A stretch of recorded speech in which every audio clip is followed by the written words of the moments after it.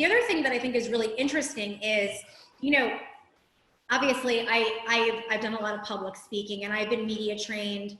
Not everyone, you know, has to be media trained in their roles, in their jobs. However, I think it's really essential if you're someone who's not comfortable, not just getting up on a stage, because that's not a regular thing, but speaking in a room with 20 people, presenting in a room, you really, really should consider getting media trained, because knowing how to do that without like breaking into hives and sweating and also hitting your points is really kind of an essential skill that doesn't have anything to do with going on television. So one of my friend Jillian Strauss, who is a media trainer, she trained me for my first TV appearance. So imagine my first TV of my whole life was the Today Show with Adrienne Grenier from Entourage. I had never done television, so that was like the biggest stress cooker ever.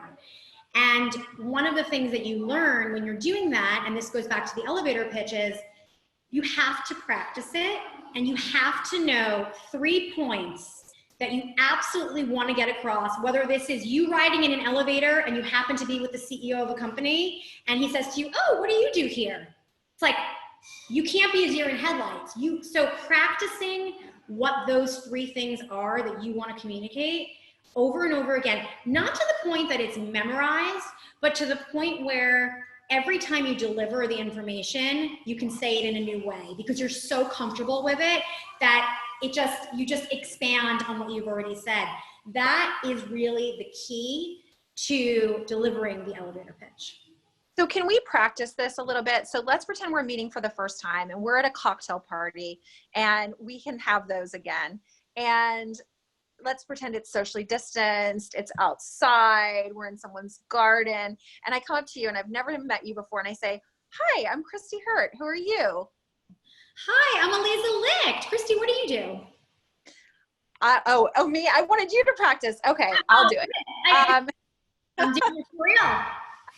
Yeah, okay, so now I'm on the hot seat. Okay, so I would say I'm Christy Hurt. I'm a headhunter. I recruit for fashion and beauty companies, and I started my business 12 years ago after leaving LVMH Group, where I worked for many years doing recruitment and development. And when COVID hit mid-March, a lot of my clients put their searches on hold. So I had to quickly figure out how I was going to make money and how I was going to pivot for a changing world, the post-COVID world. So I did 2 things. I started doing candidate consulting, working with candidates to quickly fix their resume, their LinkedIn file, and get them set on their job search strategy. And then I created a networking community online called The Collab, where we're doing weekly events and we're raising money for charity. And we are recruiting people in fashion and beauty to join our network. And we're offering educational opportunities and mentorship, and talking about how to build a brand and teaching people about sustainability and how to pivot for the future. Okay, so for the sake of practice, I'm going to tell you that that was too long. Okay. Okay, so essentially what Jillian recommends is concise, captivate, and connect. So everything you said is amazing. Like all those things are amazing that you're doing. However, and I want to hear from you because I know you, but a stranger is just thinking about when it's their turn to say what they do, right? So the first thing you have to do is think about, if you're gonna end this conversation in a minute, because cocktail party, you talk to someone, you move on, what are the 3 things you want them to walk away remembering about you? And that can change based on the audience. So if you're trying to land a new consulting client for recruiting, that's a different pitch maybe than if you want people to join your community.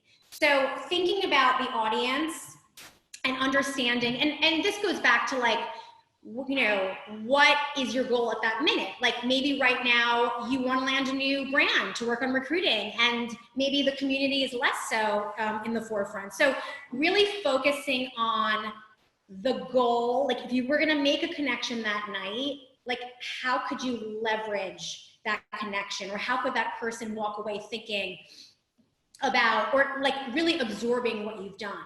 So for me, I think that, you know, the three things, it's like you're a recruiter in luxury and fashion space.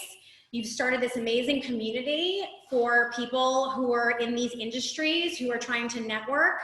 And you also do one-on-one consulting or whatever it is, boiling that down and then giving the other person the opportunity to either ask a question or turning it around to the person saying like, and what do you do? And now you can ask me and I'll do it. Okay, so that's what I do. Tell me about you. Well, it's so funny you worked at LVMH because I also worked at LVMH. I was at Donna Karan for many years, but currently I'm a consultant. I work on creative brand marketing and digital strategy, mostly in fashion and beauty. And as a side hustle, I have a book called Leave Your Mark and a podcast called Leave Your Mark, where I do career mentorship, period. So you can see that it's concise and I related it back to you, right? You told me you were at LVMH, I related it back to you because people need to feel some sort of connection to what you're talking about. Now, you're not gonna always have that connection, but if you can find a common thread, it's really good to weave that in.